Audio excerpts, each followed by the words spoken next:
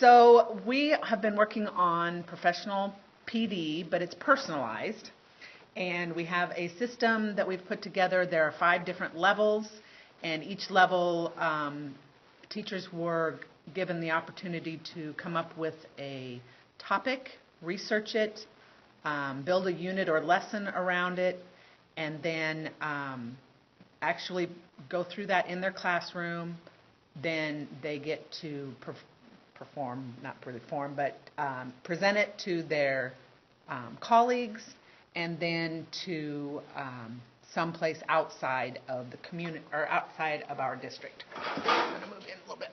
So, Ron, you started out with your personalized PD. Could you tell us a little bit about what you set up? Well, I decided to do the new technology with my world history class, and history is such a broad subject. There's all kinds of interesting people, events, and characters. And so I decided that they could spotlight a particular individual or event. And so the 2 kids have done presentations so far. One was on Joan of Arc, and the other one was on the Cold War. Mm-hmm. So pretty much what they did research on these 2 topics and did some descriptions with artwork.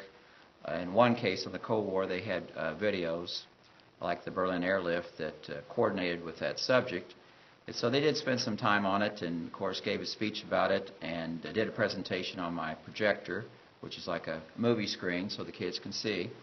But it was pretty much open where they could pick a time period in history or a person or event that's exciting, and hopefully the excitement transfers to the kids in the class who hasn't done so far so they can do one. But the key factor that drew them in, I think, was the opportunity to erase a lower test score. Mm-hmm. And so the world history class, we have like about 12 tests in a semester on the block scheduling. So, of course, you have to spend a lot of time with studying to do well. And so if a student technically made a F or a D minus and got an A on his technology or her technology presentation, then the grade is erased. So it does will improve a grade, definitely. Okay. So when we were talking about your presentation or your project, and we went through it, the one question that I presented to you was how you were going to go about grading these, or what you were going to use to evaluate your students. And so we went through and you found a rubric that you kind of thought you liked, and I took it and helped you tweak it a little bit and presented it. How has that rubric then for these 2 presentations so far worked for you? Is it something you think is good, or where are you at on that?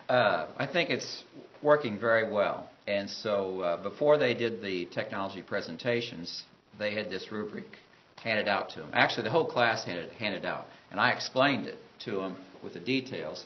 It took a while to find the right one that's appropriate for history, but I really like the one I located because there's 4 parts to the rubric for grading, which is excellent in completing the project, quality of information they located, does it have a bibliography, and did they take pride in their work. But you've got excellent, you've got passable and incomplete, but then it's broken down into the A grade down to C. C is the bottom grade they can receive on it. Mm-hmm. But it's pretty well self-explanatory. There was just a couple of questions, but it's easy for me to use that to evaluate their presentations based on what they demonstrated. Mm-hmm. So I like the rubric that we're using. Okay. I came in and watched those 2 videos, and then we had a short discussion after each one of them, and some of the things that we saw, we both agreed that there was something missing. We talked about that wow factor, and we discussed kind of what you might do or you thought you might do in class to try and make the kids understand what they were missing. And can you tell me a little bit about how that went? Well, through some discussion, we found out that our area education agency has a site the kids can go on about sounds and backgrounds. Sounds abounds, but sounds spelled with a Z. So just like on the History Channel, where they have background music, if you're talking about Joan of Arc and the tragedy of her being burned at the stake, you could have some intense drama music in the background to make it more excitement. So the wow factor is better graphics to enhance it, better sounds that go along to make it more professional, like you would see something on the History Channel, say on Robin Hood or whatever. I did show them a video about the making of Robin Hood, the movie, which had the graphics and the sound of the arrows going through the air, which was more of a cartoon-based images. But that's what I'm looking for, more of a professional, historical background drop to it. And we talked about those two students that each one of them had good things to it. Yes, they did. But they still were missing that wow factor. Have you had an opportunity to go back to them and say, hey, you know, this is what I'm looking for, and give them the opportunity, or what did you decide to do? I verbally talked to the entire class and asked who was thinking about doing a presentation in the future. And so I used those examples. And I did say the wow factor, and I also gave them examples of more graphics, background sounds. And, of course, all the kids had seen this little video on Robin Hood, and I gave them examples there with just the sound effects. So they can hopefully get an A, right? Sure. Which would erase a lower test, because we still have several tests left to finish up the class in December before Christmas break. So I've got a couple kids that are working on some things, so hopefully with my suggestions that it turns out real well, we hope. Did you get any feedback from the two that we'd already seen? Were they at least a bit interested in doing anything in addition to it, or doing another one? Not really. Not much. Really. Okay. They were very satisfied with the grade that they got, because in both cases, the tests that got erased were like in the D category. Okay. And of course, they got an A- on their technology presentation, so they were grinning. So they were happy. They were happy with Okay. that. Okay. And of course, that went into the first quarter's grade. So, yeah, they were overjoyed with the grade that they received. So. Okay. So you're on level 4. Correct.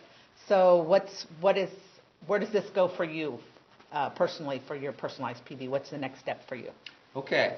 So I have to do a presentation with the technology in the different levels and show some of my students examples to my collaboration group, which we'll do this in my room with my projector and so forth.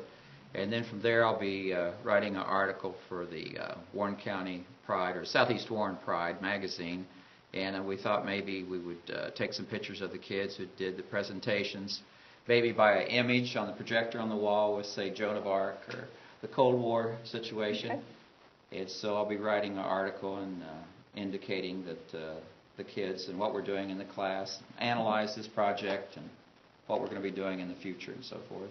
This whole personalized PD thing, how have you felt about the whole project itself?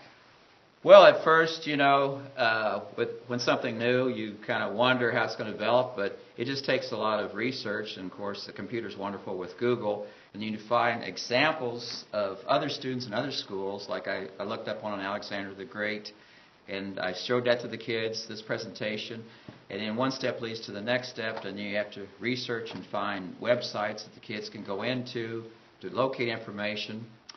But, you know, it's a learning process, but I think it's beneficial. I think the kids enjoy it because it's another option to replace a test score. Yeah. Yeah. You have the opportunity, once you get through all 5 phases of this PD, do you have something else in mind, or are you going to tweak this, or have you thought about what's next for you, for your personalized PD? Well, I think we'll tweak what we've been doing and enhance it, and mainly trying to get more kids involved, because so far, you know, the class, there's about 27 kids in the first section. 2's done presentations. 1 had opportunity to redo it, has not so far, and 2 kids are working on a new one. So, you know, that's small numbers compared to 27. Yeah. But anyway, I don't know if it's because some students don't like to get up in front of others. They're not comfortable in a large class. Is that why they're hesitating? Perhaps. Maybe. Perhaps not. But I want to get more students involved in the history project. Yeah. Well, I don't know. What would you think about before your kids are done at semester for this? Correct. So Christmas time. What about doing some sort of a survey of the kids of this particular project? And if we find that that's one of the reasons why they don't want to do it, is they're concerned about standing up in front of people, there are a lot of ways that they could still voice the presentation, but they wouldn't have to physically stand there. Mhm. They could record True. over their, maybe that's something we could think about We could do as that. a possibility. And then those same kids next year will have me for American history, and we'll continue the technology Thinking project. about expanding it into some of your other classes? So would have the same kids, Okay. but it'd be a year later. Yeah. Also, I can kickstart it for the 11th grade American history class, which begins in January. Okay. Because I have 2 sections, which it's just a semester long. Yeah. So we can use that with famous people in American history. Okay. Well, I hope I can continue to work with you and see how this is going to go, and anxious to see what some of the other kids come up with. Okay, very good. Thanks, Ron. Thank you.